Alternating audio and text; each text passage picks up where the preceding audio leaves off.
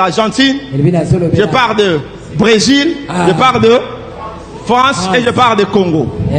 Alors, je vais venir avec ces prophéties. Par la grâce de Dieu, Dieu nous a donné cette grâce de ne pas seulement parler. Pendant que je suis là, j'ai regardé Coupe du Monde dès le premier match au dernier match. Moi j'avais déjà regardé. J'ai déjà tout vu. Tout ce que je fais là, c'est juste pour vous faire animer. Mais moi j'ai déjà tout vu. Je voudrais donner le score. C'était les 15, non? Les 15. Tiens, regarde, est-ce que vous avez déjà remarqué que les stades de foot vus d'en haut formaient un œil? Toi qui vas voir les matchs de foot, à ton avis, pourquoi les stades de foot forment-ils un œil? Là, un œil reptilien. Pourquoi? Dans quel but? Est-ce que ça serait pour récolter les énergies? Le foot est devenu un culte, presque une religion. Alors regardez-moi ça. Franchement, moi c'est un endroit où je n'irai pas. Déjà parce que j'aime pas le foot. Mais de plus car je refuse qu'on capte mon énergie spirituelle. Je refuse. S'il y avait qu'un seul stade de foot comme ça, ok. Mais là c'est tous les stades. Donc il y a de quoi se poser des questions. Il y a de quoi se poser des questions. Regarde-moi ça. Est-ce que tu savais ça ou tu l'ignorais? Ce n'est pas un hasard si tant de joueurs stars effectuent les mêmes signes de main mystérieux après avoir marqué un but. L'œil d'Horus, dissimulé derrière 3 doigts, formant un triple 6. Ou encore le triangle des Illuminati, dessiné face caméra. Simple célébration ou allégeance publique à des forces de l'ombre? Regardez de plus près le logo officiel de la Coupe du Monde. Si vous le retournez, les courbes dessinent de manière troublante la silhouette de la créature Baphomet, la divinité occulte adorée par les sociétés secrètes. Et que dire des cérémonies d'ouverture? Des géants masqués, des chorégraphies de feu, des symboles ésotériques projetés sur la pelouse sous les yeux de milliards de téléspectateurs. Les théoriciens de l'occulte sont convaincus que ces spectacles géants ne servent pas à divertir, mais à capter l'énergie émotionnelle des masses pour la rediriger vers une élite invisible. Il y a même ces légendes persistantes de joueurs de légende ayant signé des pactes mystiques dans l'ombre pour acquérir des capacités physiques surhumaines et une gloire éternelle. Sport le plus populaire de la Terre ou immense liturgie noire retransmise en direct dans votre salon. Les règles du sport le plus populaire au monde ont été écrites par des francs-maçons. Ce n'est pas une théorie du complot, c'est un fait historique indiscutable. Le 26 octobre 1863, le football moderne est né à la Freemason Tavern, la taverne des francs-maçons, située sur Great Queen Street à Londres. C'est dans ce bâtiment, étroitement lié à la Grande Loge d'Angleterre, qu'Ebenezer Cobb Morley et Arthur Pember rédigent les toutes premières lois unifiées du jeu et fondent la Football Association. Mais la figure la plus fascinante de cette histoire reste le légendaire Lord Arthur Kinnaird, considéré comme la première véritable star du football et le président de la Football Association pendant 33 ans. Kinnaird, qui a littéralement façonné le football moderne, est issu d'une véritable dynastie maçonnique. Son oncle, George Kinnaird, a été le grand maître de la Grande Loge d'Écosse, et son propre père a été provincial grand maître. En franc-maçonnerie, tout l'idéal repose sur le passage du chaos à l'ordre, de la pierre brute à la géométrie parfaite. Pour le football, ces hommes ont fait exactement la même chose.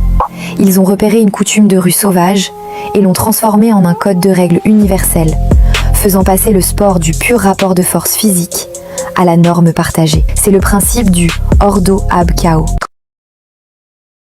Regardez attentivement la géométrie d'un terrain de football. Chaque ligne blanche cache en réalité les plans d'un temple maçonnique. Ce n'est pas un hasard si le terrain est un rectangle parfait. En architecture sacrée, c'est ce qu'on appelle le carré long ou l'oblong, qui est la forme géométrique exacte de toutes les loges maçonniques traditionnelles.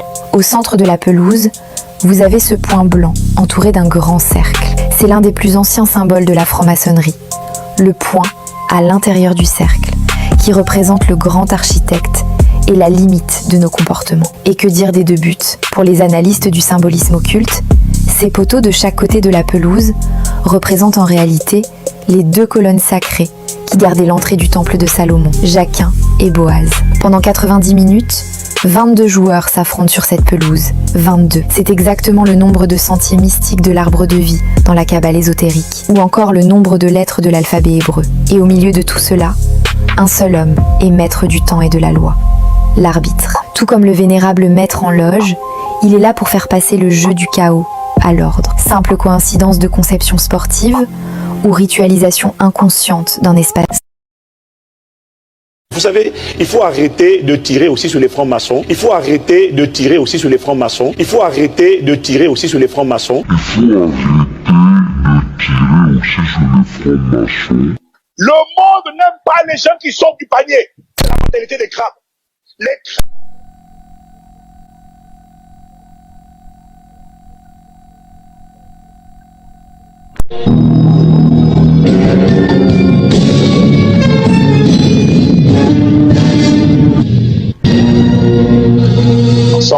Il existe un architecte différent des autres. Il existe un architecte différent des autres. Il existe un architecte différent des autres.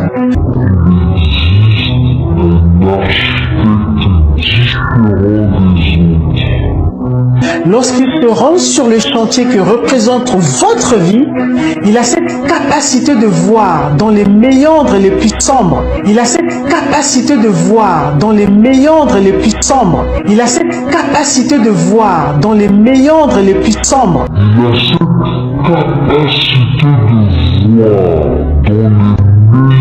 les plus sombres.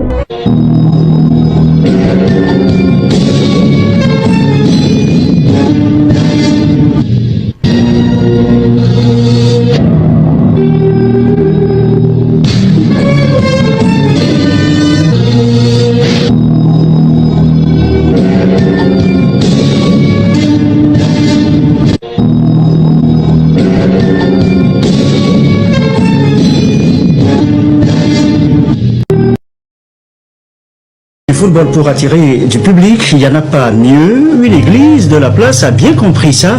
Elle ouvre grandement ses portes pour accueillir du monde, bien sûr pour le foot, surtout pour évangéliser. Regardez ce reportage de Anita Tigaku et vous comprendrez tout.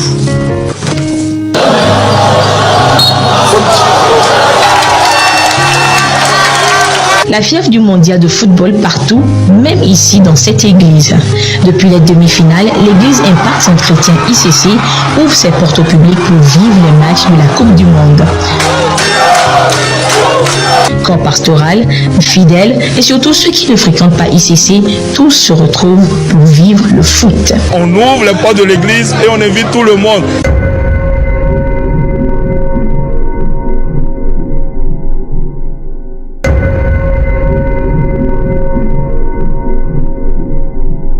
Vivre une passion commune, bien sûr. En ce lieu pour un match de football. Ça se passe à la fin des rencontres. Les gens ont une idée de ce que quand on devient enfant de Dieu, on est bloqué, on est coincé. Mais non, on vit notre temps.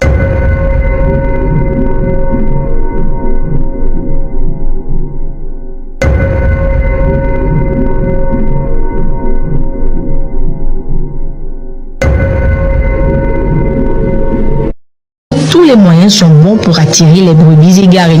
Le foot, l'accueil, la collation. Une initiative appréciée. Je n'ai jamais vu ça parce que bon, je suis à la maison et ma soeur m'a appelé que je vais l'accompagner quelque part. On va aller suivre un match de football. Elle m'a dit que c'est dans une église et on est arrivé. Voilà que c'est réel. Pour d'autres matchs ou je sais pas trop pour d'autres événements, si on peut le faire tout le temps à l'église, ce serait juste parfait. Comme on le dit, le football unit les peuples, ça a vraiment uni les peuples, donc je me dis que c'est quelque chose à refaire encore et encore. Renouveler l'expérience, un souhait du public. Message entendu.